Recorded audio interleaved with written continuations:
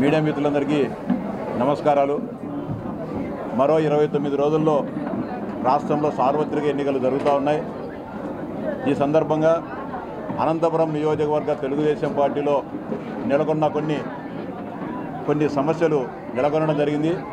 వాటన్నిటిని కూడా మేమంతా కూడా కూర్చొని పరిష్కరించుకొని ఈ రాష్ట్రంలో ఎన్డీఏ కూటమి గెలిపే ధ్యేయంగా చంద్రబాబు నాయుడు గారు ముఖ్యమంత్రి కావాలనే ఒక లక్ష్యంగా పనిచేయాలని చెప్పి మేమంతా కూడా నిర్ణయించుకొని ముందుకు పోవడం జరుగుతూ ఉంది.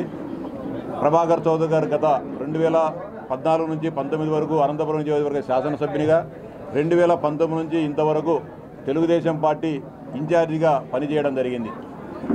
గత 5 సంవత్సరాలుగా ఈ నియోజకవర్గంలో అధికార పార్టీ చేస్తున్న అన్ని అరాచకాలను, కొంతమంది అధికారులు ఏకపక్షంగా వ్యవహరించి తెలుగుదేశం పార్టీ శ్రేణులను, ప్రజలను ఇబ్బంది పెట్టిన క్రమంలో వాటన్నిటిని కూడా ఎదురెడ్డి తెలుగుదేశం పార్టీని బలోపేతం చేస్తూ తెలుగుదేశం పార్టీ ప్రతి కార్యకర్తను తన కుటుంబ సభ్యునిగా భావించి వారందరికీ రక్షణగా నిలిచి తెలుగుదేశం పార్టీని పటిష్టంగా ఇక్కడ నిర్మించడం జరిగింది.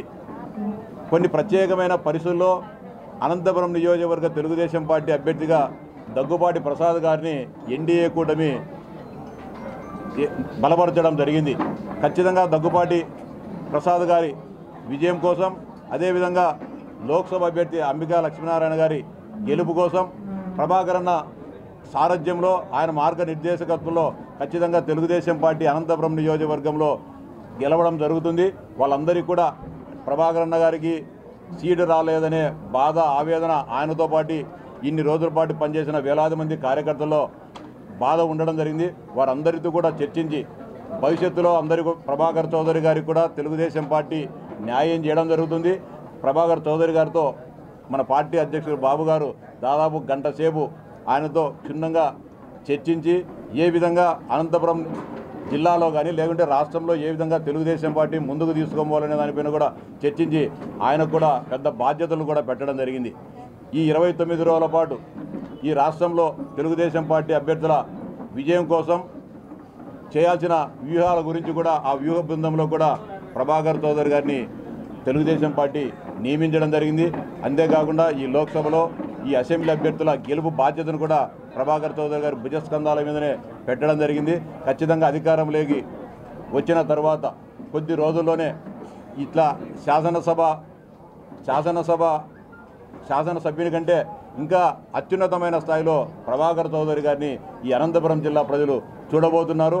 ఆ విధంగా బాబు గారు ఆయన మాట మేరకు మీకు అందరికీ కూడా అనంతపురం నియోజకవర్గ ప్రజానికి కూడా నా ద్వారా చెప్పడం జరిగింది. ఖచ్చితంగా ప్రభాకర్ చౌదరి గారికి, ఆయనతో పాటు ఈ 60 నెలల పాటు నడిచిన ప్రతి ఒక్క కార్యకర్తకు, ప్రతి ఒక్క నాయకునికి న్యాయం చేసి వారందరికీ కూడా గౌరవం నిలిపే బాధ్యతను తెలుగుదేశం పార్టీ తీసుకుంటుంది అని చెప్పి కూడా మీ అందరికీ కూడా సవినయంగా విజ్ఞప్తి చేస్తున్నా.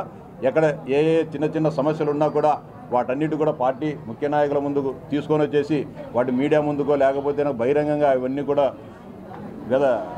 చెప్పుకోకుండా పార్టీ యంత్రాంగం తీసుకొని వచ్చేసి ఆ సమస్యలన్నిటి కూడా పరిష్కరించుకొని అసెంబ్లీ శాసనసభ అభ్యర్థిగా దగ్గుబాటి ప్రసాద్ గారిని, లోక్సభ అభ్యర్థిగా అంబికా లక్ష్మీనారాయణ గారిని గెలిపించాలని చెప్పి అనంతపురం నియోజకవర్గ ప్రజానీకానికి సవినయంగా విజ్ఞప్తి చేస్తా ఉన్నాం.